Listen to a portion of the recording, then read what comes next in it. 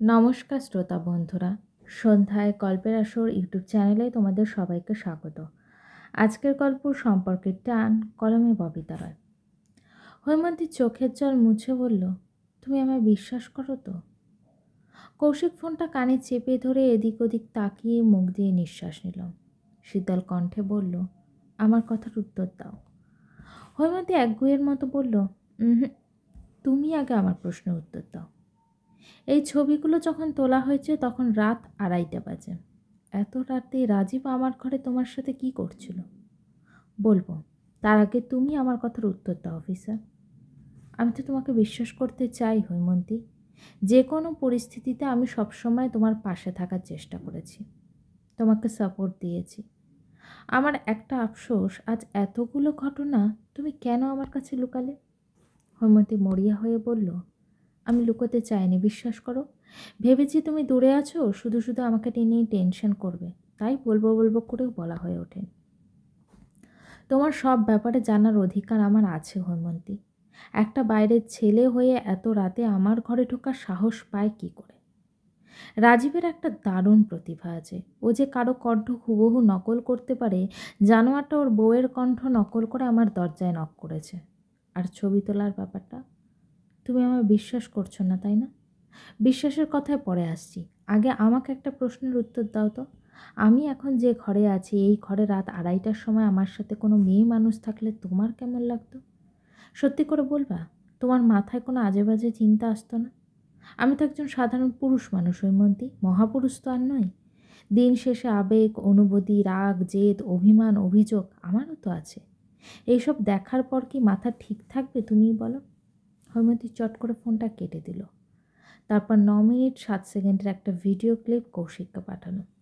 ভাগ্যিস সর্বাণীর ডাক শুনে দরজাটা খোলার আগে ফোনের ক্যামেরা অন করে বিছানায় বালিশের সাথে এলিয়ে এমনভাবে রেখেছিল যেন লাইটের আলোতে ঘরের সব কিছু স্পষ্ট দেখায়। সর্বাণীর সাথে কথা বলা একটা প্রমাণ রাখতে চেয়েছিল হৈমন্তী, এর জন্যই ক্যামেরাটা বুদ্ধি করে অন করে রেখেছিল।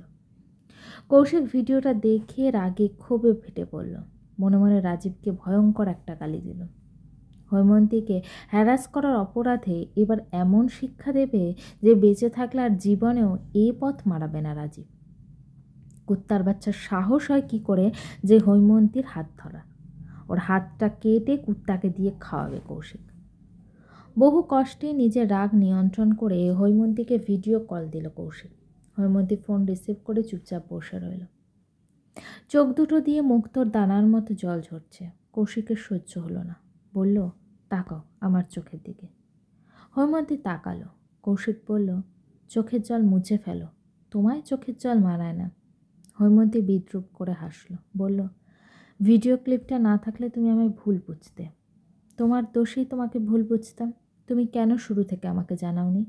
সন্দেহ খুব খারাপ হৈমন্তী, দূরে থাকি তো, তোমার বিপদে মন চাইলেও ছুটে আসতে পারবো না, কিন্তু তোমাকে ভুল বুঝে দূরে ঠেলে দিতে পারবো খুব সহজে। কথা দাও, জীবন আর কখনো আমার কাছ থেকে কোনো কিচ্ছু লুকাবে না।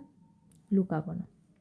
এই প্রফেশনে থাকা আমার খুব কাছের বন্ধুকেও দেখেছি যে শুধুমাত্র ভুল বোঝাবুঝি আর সন্দেহের জন্য ওদের সংসারটাও ভেঙে গেছে। আমাদের সাথে এমন কিছু হোক, আমি যে তা কখনোই চাই না। শুধু আমাদের দুজন দুজনকে দুজনের কাছে সবসময় যে স্বচ্ছ থাকতে হবে। এত দূরে থেকেও কৌশিক কী কলকাঠি নেড়েছে হৈমন্তীর জানা নেই।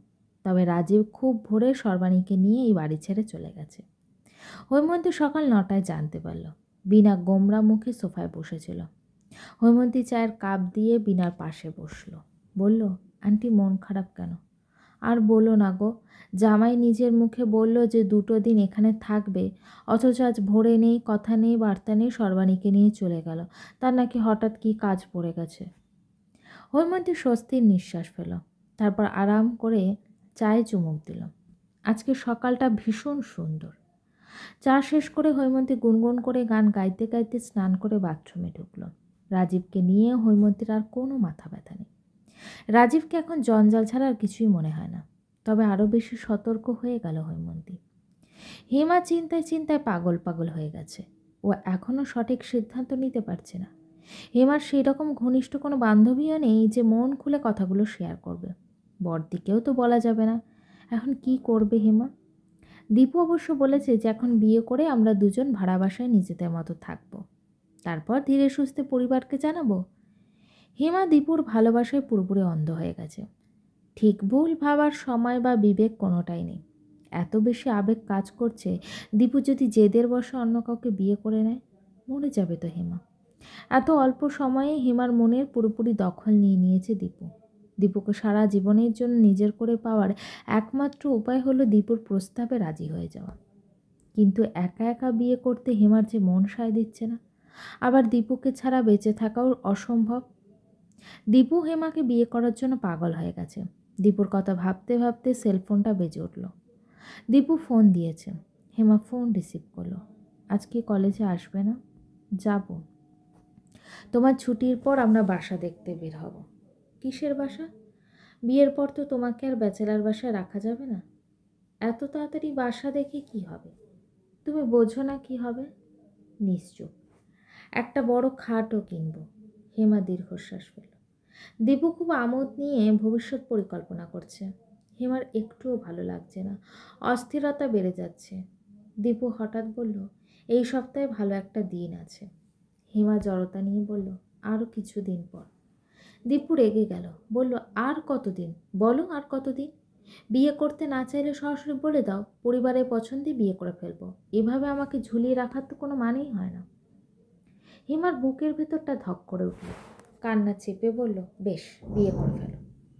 দীপু দৃঢ় কণ্ঠে বলল, বিয়ে যদি করতেই হয় হেমা, তাহলে আমি তোমাকেই করব বিয়ে। একটু থেমে আবারও বলল, আমার ধৈর্যের বাঁধ ভেঙে দিও না, তাহলে তোমার জীবন থেকে গায়েব হয়ে যাব। জীবন আর কখনো খুঁজেও পাবে না আমাকে। কোথায় যাবে তুমি? যেখানে দু চোখ যায়। তোমার কাছে তো আমার ইমোশনের কোনো দাম নেই। কি বললে? তাহলে এক সপ্তাহের ভেতরে আমার কাছে চলে আসবে তুমি।